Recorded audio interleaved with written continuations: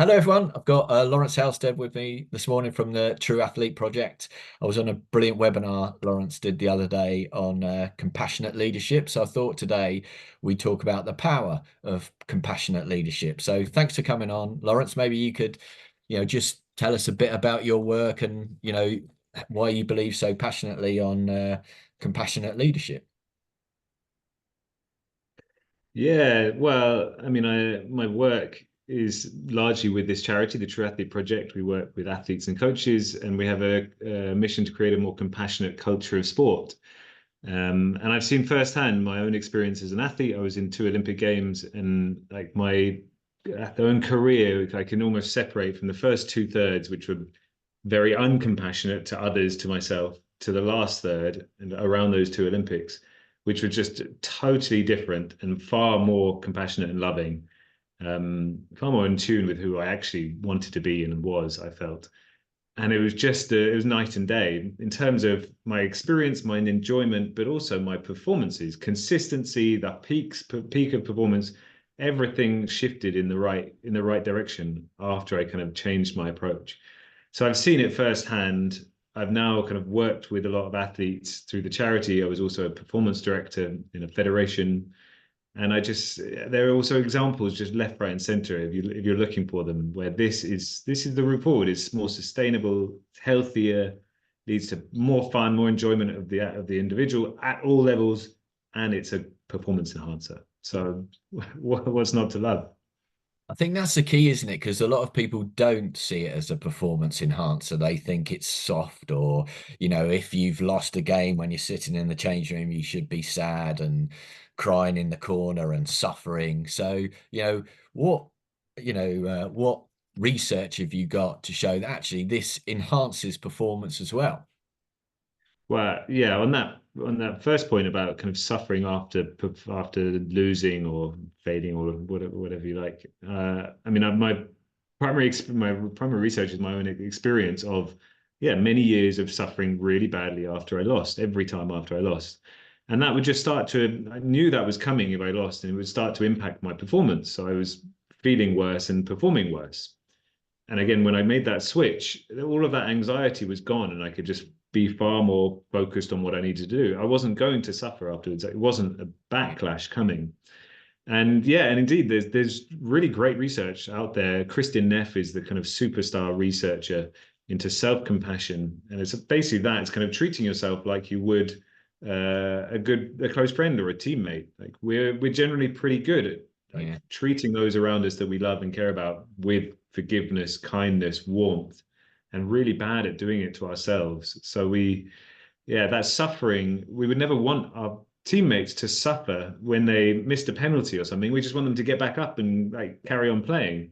But if we miss it, it's the world's fallen down, and it's humiliating. It's the worst thing in the world. So it's uh it's part of it. It's also part of the culture that we've created, that you kind of, I felt that you should feel bad. You should feel terrible if you lose, Yeah. because we want to win so much, because it's so important. But actually, there's so much to be gained from kind of removing that expectation. Yeah, it's not great. It's better to win than to lose, sure. But that devastation, that real suffering, that's what we don't need. And it doesn't help us. I can tell you this from vast experience now. It doesn't help you Yeah. to do the things you need to do, to work hard, to get back, more than the other way. More, it helps you actually less, inhibits more than it helps, versus the kind of the compassionate, forgiving, like, values-based approach. Yeah. On your talk, you talk about the inner dialogue of a combination of a friendly trainer and a closest teammate, which I thought was true. We are very good at being compassionate to others, and sometimes we need to direct that compassion at ourselves, don't we? Yeah, exactly. It just, when you think about it, it just doesn't make sense that we treat ourselves far, far worse than we do or we ever would to somebody else that we care about or love. I think it's probably more of a issue in the West. The East have more of an understanding of self-love, self-compassion. It's more of a concept there, I guess, in the spiritual traditions over there. But and it's kind of wrapped up in the West with the kind of narcissism or egocentricity. but it doesn't make sense. And there is so much power in the foundation of a self-compassionate approach. Is in yeah, treating yourself that in a dialogue, noticing that you're how you're treating yourself and trying to bring out a more kind, caring in a dialogue, recognizing that we're human and we fail and we suffer, we make mistakes and sometimes we don't live up to our own high standards, and that's part and parcel of what it is to be human. We're Yeah. not special and especially awful for making mistakes in that way. So yeah, it's so much. There's so much to be gained from this kind of self-compassionate way of of approaching things.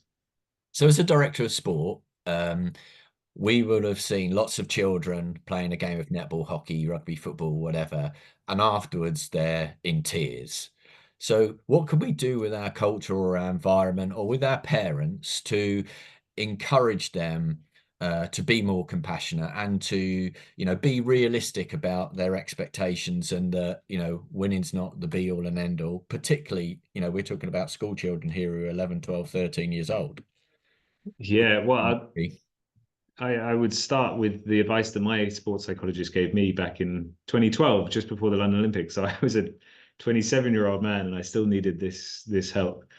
She pointed out basically that you don't need to suffer, you don't need to feel devastated if you lose, if you're trying your best, if you're trying, or not even you're doing your best, you're trying to do your best.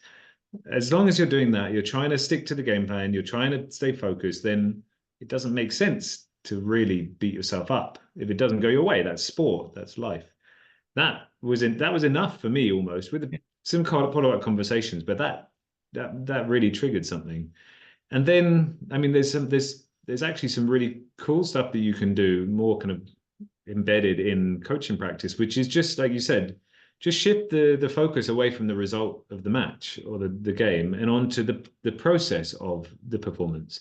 So this is what, again, even at the Olympic level, lots of elite athletes I work with have missed this piece as well. The only important thing when you're playing a game in a match or a performance is are you are you doing your best at the process of it? Are you focusing on the process of it? Far too many times we're thinking about the goals scored, are we going to win, are we going to lose? And it's distracting. It doesn't make any difference to how you're playing right now.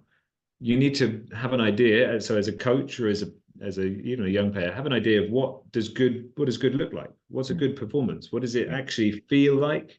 And an attitude, sense of, yeah, in our minds, how does it look when we're running? What's the body positions? What's our formations? Those are the things that matter. And then afterwards, you focus on that as well. You review on how well did we do these things that we know help us play well.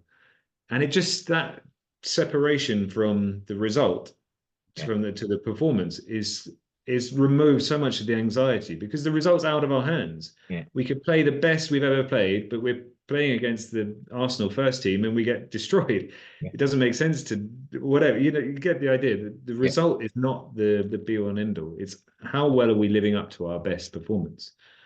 And I went through that experience as well of realizing that when you separate the process from the result, you're just left with the things in your control. Those uncontrollables they're not worth thinking about. And at the end of the day, you've just got pure information to refer back to. It's like, well, did we do this or did we not? Okay, what do we need to do next time? Rather than worry, doubt, anxiety about, oh, we lost, we feel terrible, this is awful. No, maybe you did everything you could. Maybe you were close and you couldn't ask for more. Maybe you won 5-0, but you did nothing that you were supposed to do. You were just the bigger team or the better team by far. So that's a kind of a longer process, and Yeah. it might take some time for the players, for these kids to really take it on board and not feel deeply kind of emotional after a loss. But it does happen if you stick to like the result is one thing, but actually we care about the performance. How do we get better at this? Yeah. I love that. What does good look like? And I think in my experience with children, when we do focus on the result, it creates a lot of anxiety and fear.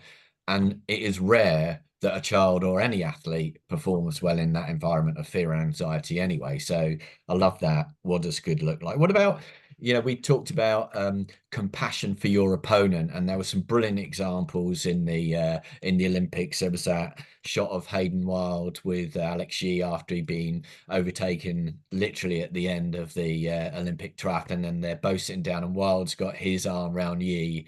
And the other one we really liked was when Simone Biles was bowing down to the Brazilian gymnast Andrade when she got the gold medal. So why should we love our opponents? What's the benefit to us of loving our opponents? So this really comes back. There's a really nice succinct kind of origin of this, which is the word compete. The origin of the word compete is Latin competere, meaning meaning together, and petere meaning to strive for. So competition originally meant to strive for something together. Yeah, And what you're striving for is to kind of push each other to reach your potential. yeah, So it was never about destroying each other, beating each other down, being better than them. It was about you're doing something together to push each other.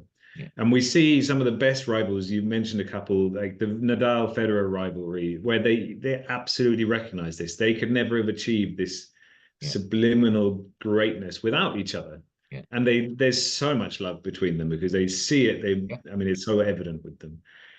And on the other side, again, I had an experience of the opposite, of really not liking most of my opponents for no good reason, other than I think sport culture again kind of teaches us that your opponents are the enemies to be destroyed. And it doesn't help you to perform, mm, to be fighting against, because what if it's a challenge? What if they start beating you? This then suddenly everything looks terrible. I can't lose to my feared, hated enemy, my rival, my biggest rival. And so if you can see your opponents as the people there who can push you to be your best, who are with you, kind of you need them to compete. That's the foundation. You can't have a competition without them. So they're essential, but they're also essential to kind of push you to be your best and to challenge you. So if you can see them like that, then you're in what we call a challenge state rather than a threat state. yeah, And yeah, as psychologists will tell you, being in a challenge state has all sorts of benefits to performing with freedom, joy, enjoyment. The threat state is pure like anxiety, and like there's some motivation there, there's some drive, but it feels awful and it's not very sustainable. And it leads to kind of some unpleasant behaviors as well, like yeah, more win at all costs, yeah, like probably more cheating, more like nefarious behaviors. If you really like, these guys are the enemy. These are our rival school. They're terrible. They're awful. They're nothing like us. They have to be beaten. You can imagine what goes under the radar, what gets accepted in that yeah, case, rather really, than this is a school, our closest school. They could be our good friends who are helping us to train and get better. And there was a nice example I shared as well from Bill Russell, who is one of the most winning NBA players of all time, who said he secretly sometimes rooted for the opposing team because he knew that if hmm, they were playing their best, then he would have a heightened experience in his game. brilliant.